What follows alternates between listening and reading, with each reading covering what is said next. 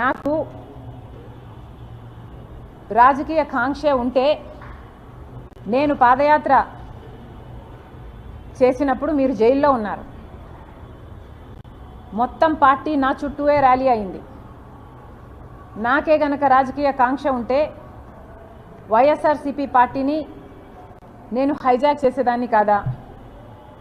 ప్రతి సభలో ప్రతి అడుగులో జగనన్న కోసం జగనన్న వస్తాడు, జగనన్న మేలు చేస్తాడు, రాజశేఖర రెడ్డి గారి రాజ్యం తెస్తాడు అని కాలికి బలపం కట్టుకుని తిరిగిన దాన్ని నేను కాదా? నా బిడ్డల్ని నా కుటుంబాన్ని పక్కన పెట్టి రోడ్ల మీదనే నెలల తరబడి మీకోసం త్యాగం చేసిన దాన్ని నేను కాదా? ఆఖరికి నా కాలు ఇంజరీ అయితే కూడా అతి వేగంగా ఫిజియోథెరపీ చేసి మళ్ళీ వెంటనే చేయాలి అని తాపత్రపడి చేసింది మీకోసం నేను కాదా? మరి నేను ఇన్ని త్యాగాలు చేసినా కూడా నాకు రాజకీయ కాంక్ష ఉంది అని మీరు అంటున్నారే. నాకే గనక రాజకీయ కాంక్ష ఉంటే నేను పొందాలనుకున్న పదవి పోస్టు మీ పార్టీలో నేను మొండిగానైనా పొందగలను. వివేకానంద రెడ్డి గారి లాంటి వాళ్ళు నాకు అండగా నిలబడడానికి నన్నే ఎంపీని చెయ్యాలి అన్ని ఎంతోమంది మీ పార్టీలోనే ప్రయత్నించిన వాళ్ళు కూడా ఉన్నారు. వాళ్ళందరి అండా చూసుకొని నేను ఏ రోజైనా మీకు రిబెల్ చేశానా?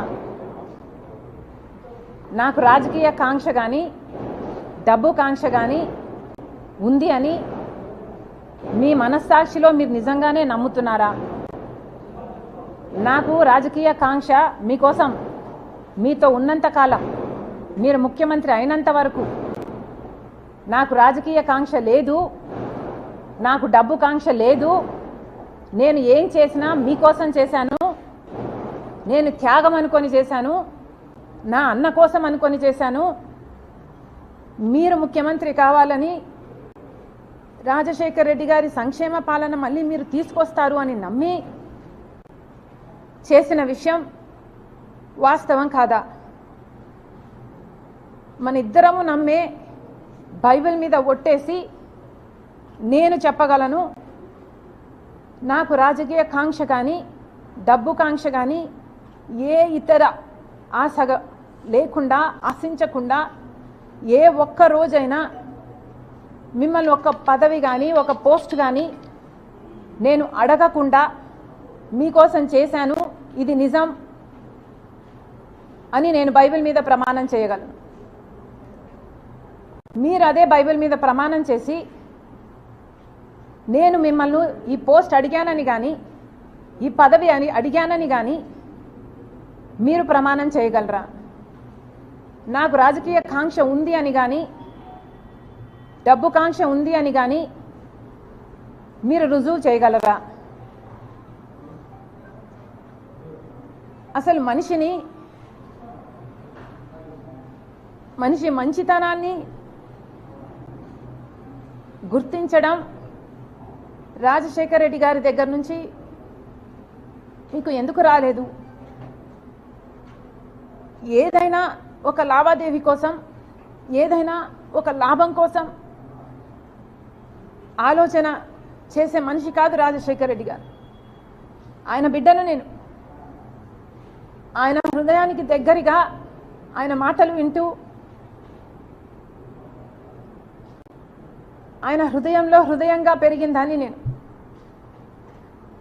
ఆయన ఆశయాల కోసం ఆయన ఏ రకంగా అయితే త్యాగం చేసే మనసు ఆయనకుందో ఆ రకంగానే నేను కూడా ఆలోచన చేయాలి, ఆ రకంగానే మీకు నేను సహాయపడాలి. అంత నిస్వార్థంగా మీకోసం నేను త్యాగం చేశాను, మీకోసం నేను నిలబడడం జరిగింది. ఎంత బహిరంగంగా రాజకీయ కాంక్ష వల్ల నెపోటిజం అంటున్నారే.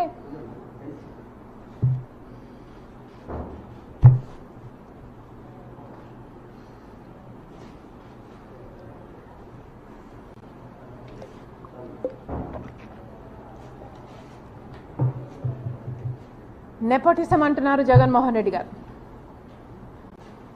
రాజశేఖర రెడ్డి గారి రాజకీయాలలో ఉంటే వివేకానంద రెడ్డి గారు కూడా ఆయన పక్క రాజకీయాలలో ఉన్నాడు. రాజారెడ్డి గారు కూడా రాజకీయాలలో ఉన్నాడు. రాజారెడ్డి గారి భార్య మా జయమ్మ కూడా రాజకీయాలలో ఉంది. సౌభాగ్యమ్మ కూడా రాజకీయాలలో ఉంది. అందరూ ఒక్కొక్క పదవి వాళ్ళ వాళ్ళ టైంలలో చేసిన వాళ్ళు వాళ్ళంతా ఒకే జనరేషన్కు చెందిన వాళ్ళు. మరి ఆ టైంలో నెపోటిజం ఉన్నిందా?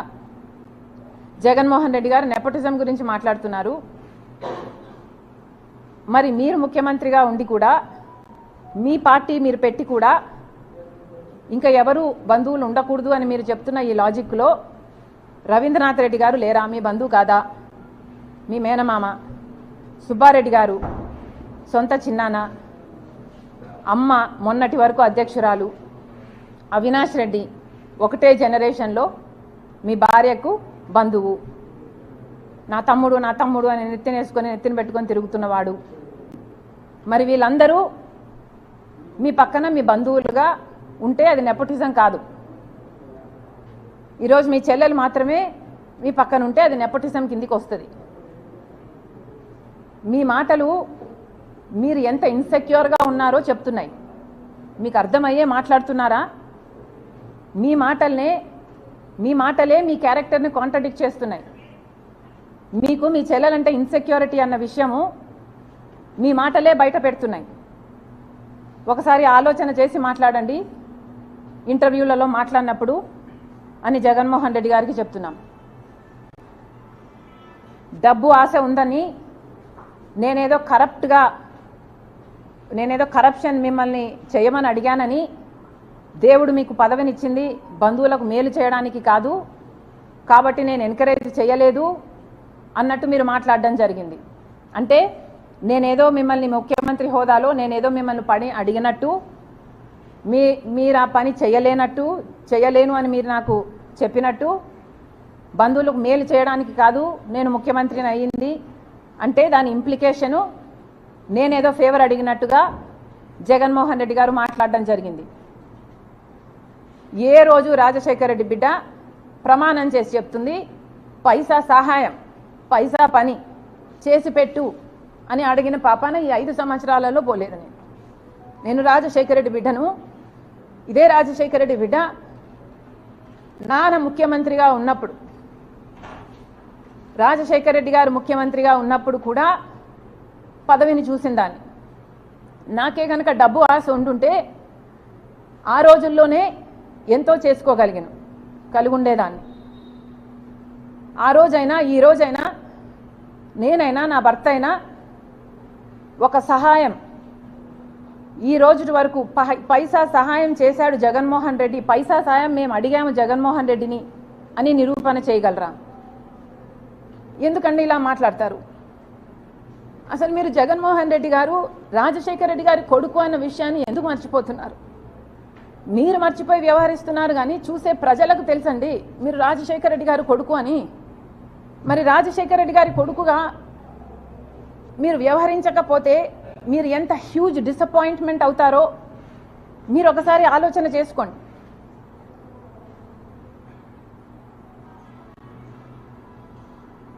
చాలా చెప్పారు, రిలేషన్షిప్స్లోకి రాజకీయాలు వస్తే రిలేషన్షిప్స్ చెడిపోతాయి.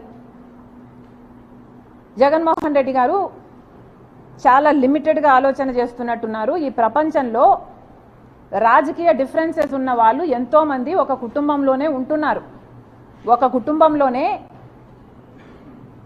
ఒక మనిషి ఒక పార్టీలో, ఇంకో మనిషి ఇంకొక పార్టీలో, అదే కుటుంబంలోనే కొనసాగుతున్నారు. ఇది మీకు తెలియదేమో, చుట్టుపక్కల అడిగి తెలుసుకోండి ఎంతమంది ఎన్ని కుటుంబాలు వేరే వేరే పార్టీలలో ఉన్నాయి.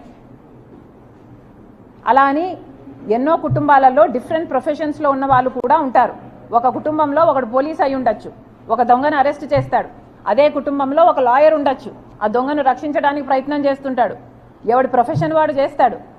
అలాగే రాజకీయాలు కూడా ఒక కుటుంబము ఒకే రాజకీయ పార్టీలో ఎక్కడ మొత్తం ప్రపంచంలో ఇదే ఉంది అనుకుంటే జగన్ రెడ్డి గారి అవివేకం. ఇలా కూడా ఉన్నాయి. కుటుంబంలో వేరే వేరే రాజకీయ పార్టీలో కూడా కొనసాగే వాళ్ళు ఉన్నారు. ఎందుకంటే రాజకీయ పార్టీలు అన్నది ఒక ఐడియాలజీ బేస్డ్ ఆర్గనైజేషన్స్ కాబట్టి ఎవరికి ఏ ఐడియాలజీ నచ్చుతుందో ఆ పొలిటికల్ పార్టీలో చేరే లిబర్టీ ఆ మనిషికి ఉంటుంది. ఎందుకంటే అది బేసికలీ ఆ మనిషి రైట్ కాబట్టి.